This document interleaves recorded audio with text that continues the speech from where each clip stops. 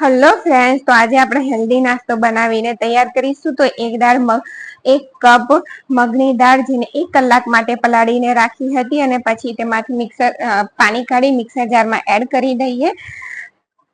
1 ઇંચથી થોડો ઉપર આદુનો ટુકડો સમારીને તેની અંદર એડ કરી દઈએ. 3 લીલા મરચા, અહીંયા લસણ પણ તમે એડ કરી શકો છો અને પીસી અને પાણીની જરૂર પડે તો પાણી એડ કરતા જઈ અને આ રીતનું ઠીક બેટર પીસીને તૈયાર કરવાનું. અને બીજી વખત પણ આપણે તેને પીસીને તૈયાર કરી દઈશું. તો બીજી વખતમાં આપણે થોડું અહીંયા આપણે બનાવીએ છીએ મગની દાળના હેલ્ધી ચીલા, એટલે કે મગની દાળના પૂડા. તો 2 ટેબલ સ્પૂન જેટલું દહીં એડ કરી દેવાનું અને તેને પણ આ રીતે સ્મૂધ પીસી અને તૈયાર કરી દેવાનું. તૈયાર થાય એટલે મોટા વાસણમાં તેને એડ કરી જે કપમાં મગની દાળ પીસી હતી તેમાં 1/4 કપ જેટલું પાણી એડ કરી અને તેને બેટરની અંદર એડ કરી દઈએ.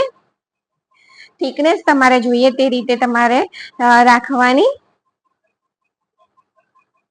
તો જો સારી રીતે મિક્સ કરી અને આટલી થિકનેસ જ રાખવાની. અહીંયા આપણે તેના પૂડા ઉખેડવાના છે. જો વધારે પાતળું થઈ જશે ને તો તે સારા ઉખડશે નહીં. સ્વાદ પ્રમાણે મીઠું એડ કરી દઈએ અને 1/4 ટીસ્પૂન હળદર, તેને પણ સારી રીતે મિક્સ કરી દઈએ અને 1/4 ટીસ્પૂન સોડા એડ કરી દઈએ, જેથી તે પોચા તૈયાર થાય. અને આ રીતે 1 ચમચો બેટર લઈ તેને લોડીમાં તેને સ્પ્રેડ કરી દેવાનું. અને ઉપરથી અહીંયા થોડા વેજીસ એડ કર્યા છે, શાકભાજી, ટામેટા, કેપ્સિકમ, ડુંગળી, ગાજર, બીટ. આ હેલ્ધી છે, પણ જો બાળકો ખાતા ના હોય તો તમે તેની અંદર ચીઝ પણ એડ કરી શકો છો. તો અહીંયા મેં ચીઝ વાળો બનાવીને તૈયાર કર્યો છે.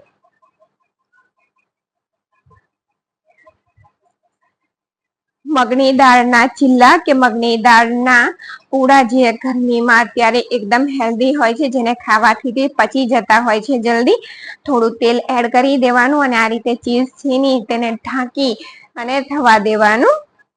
તો જો મગની દાળના ચીલાનો વિડીયો તમને ગમ્યો હોય કે મગની દાળના પૂડાનો વિડીયો ગમે તો ચેનલને લાઈક, શેર, સબસ્ક્રાઈબ જરૂરથી કરજો. તો આ બાળકો માટે જ બનાવ્યું હતું. તો બાળકો એકલું શાકભાજી તો ના ખાય, તો તેટલા માટે અહીંયા મેં થોડું ચીઝ પણ એડ કરી દીધું છે તેની અંદર. અને જો તમે નીચેથી જોઈ શકો છો કે આ રીતે એકદમ સરસ રીતે શેકાઈ ગયો છે ને ઉપરથી પણ શેકાઈ ગયો છે. તો તમે તેને લીલી ચટણી, લસણની ચટણી, અહીંયા મેં લસણની ચટણી સાથે તેને સર્વ કર્યો છે. કે પછી તમે દહીં સાથે ખાશો ને તો પણ તે ટેસ્ટી લાગે છે. વિડીયો જોવા બદલ તમારો ખૂબ ખૂબ આભાર. Thank you for watching.